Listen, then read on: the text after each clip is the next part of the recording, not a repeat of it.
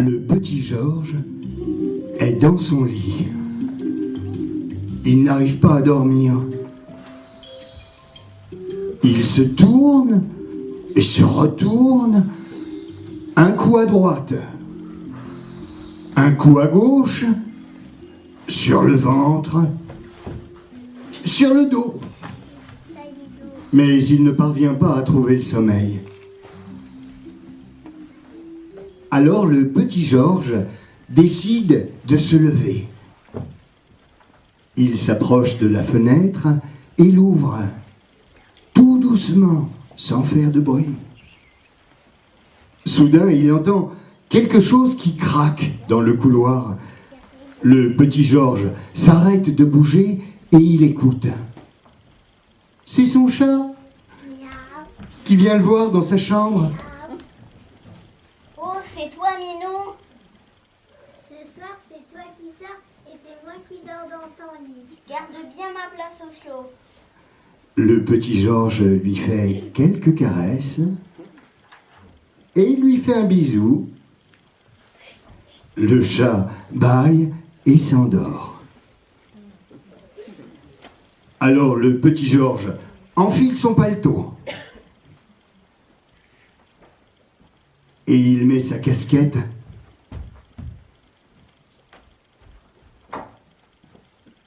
Il saute par la fenêtre de sa chambre et se retrouve dehors.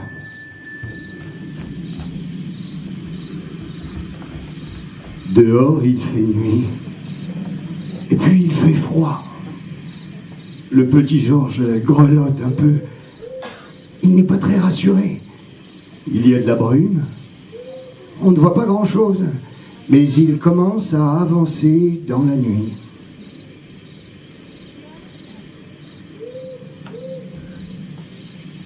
Il entend au loin un bruit agréable. Alors il avance. Dans une clairière, il découvre un groupe de musiciens assis en cercle autour d'un feu. Le petit Georges les rejoint. Bonsoir, j'aime beaucoup votre musique. Est-ce que je peux jouer avec vous? Mais oui, bienvenue, petit Georges.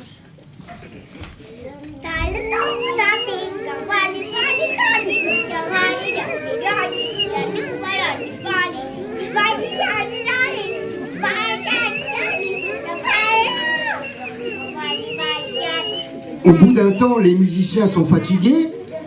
Ils déposent leurs instruments et s'endorment un à un.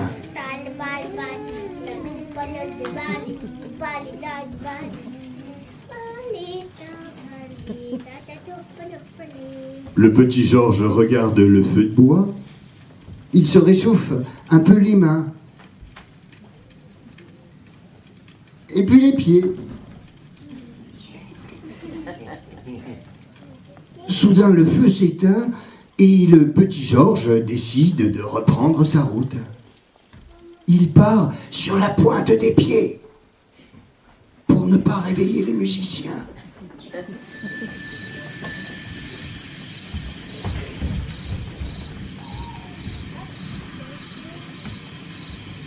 Il marche,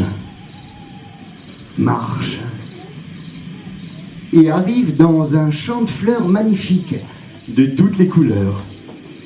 Elles ont un parfum délicieux. Le petit Georges cherche la plus belle de ces fleurs, l'accueille, respire son parfum et l'accroche à sa boutonnière. Il commence à avoir soif. À l'autre bout du champ, il aperçoit un puits. Il s'approche, prend le seau, l'accroche à la corde, il saisit la manivelle et fait descendre le seau au fond du puits.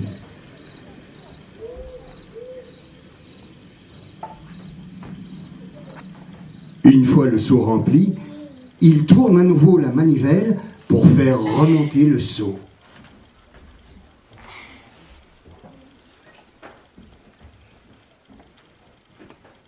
Il se met à boire de l'eau. Tout à coup, apparaît une petite fée. Elle est incroyablement gentille et jolie. Le petit Georges lui offre la fleur qu'il avait cueillie dans le champ. Merci petit Georges, pour te remercier, je vais t'offrir un pouvoir magique. À quoi me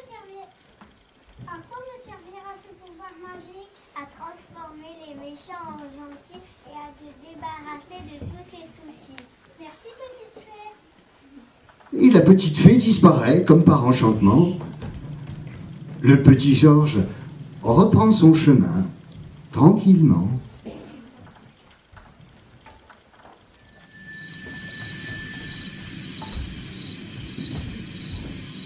Le petit Georges avance dans la nuit. Il marche, il marche, il marche le long d'une route, tant et si bien qu'il commence à avoir mal aux pieds.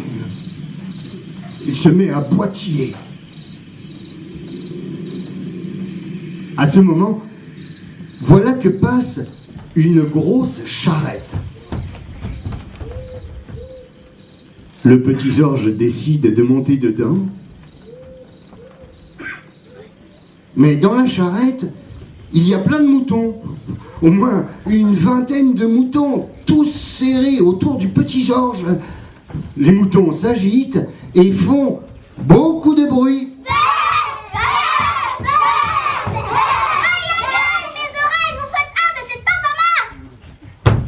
Le petit Georges saute de la charrette et arrive à la lisière d'une forêt. Il continue sa route. Soudain, il entend le grognement d'une bête. C'est un gros chien, très méchant, qui se tient devant lui. Le petit Georges se cache derrière un arbre. Et tout à coup, une formule magique lui vient à l'esprit pour se débarrasser du chien. Abracadabri, abracadabra, chien méchant. Tu m'attaques et tu m'enquiquites. Abracadabri, abracadabra, point de wistiti. Deviens rikiki, tout petit et tout gentil. Le chien devient tout doux et tout mignon. Le petit Georges le caresse. Et puis, le petit chien part à la poursuite d'un lapin qu'il aperçoit au loin. À nouveau seul, le petit Georges reprend son chemin. Le petit Georges s'enfonce dans une forêt. Il fait très sombre. Le petit Georges n'est pas très rassuré.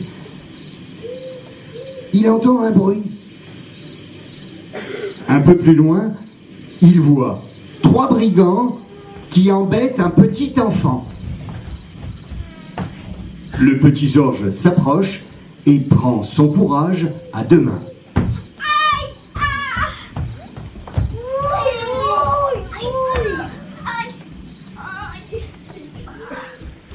Merci petit Georges, tu m'as sauvé la vie. Tiens pour cette clé, elle servira pour la suite de tes aventures. Merci, quelle drôle de clé. Au revoir, oui au revoir. Et le petit Georges reprend sa route dans la forêt.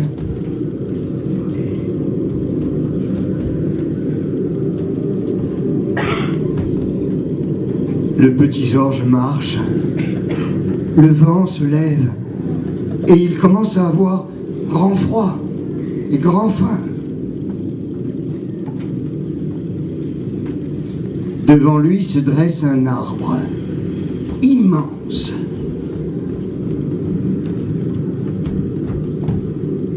Dans le tronc de l'arbre, il découvre une porte avec une drôle de serrure.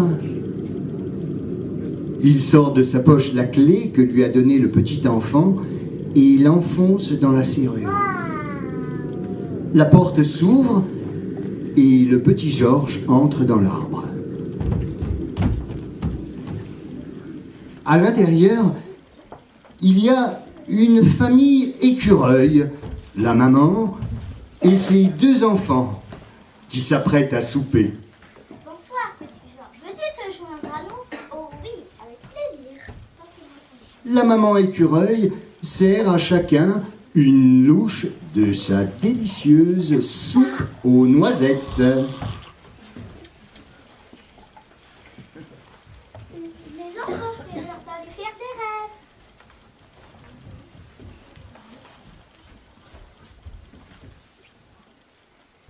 Merci, Madame Écureuil. Votre soupe était délicieuse. Sois toujours le bienvenu, petit Georges. Au revoir.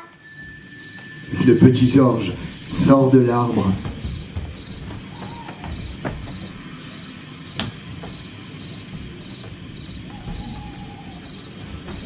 Une fois à l'extérieur de l'arbre, le petit Georges lève la tête et aperçoit une pomme. Il se dit que ça lui ferait un excellent dessert pour terminer son repas. Il essaie d'attraper une pomme dans l'arbre. Il saute et ressaute. Enfin, il l'attrape. Elle est énorme et bien verte. Il s'assoit au pied de l'arbre et croque dans sa pomme. Elle est délicieuse.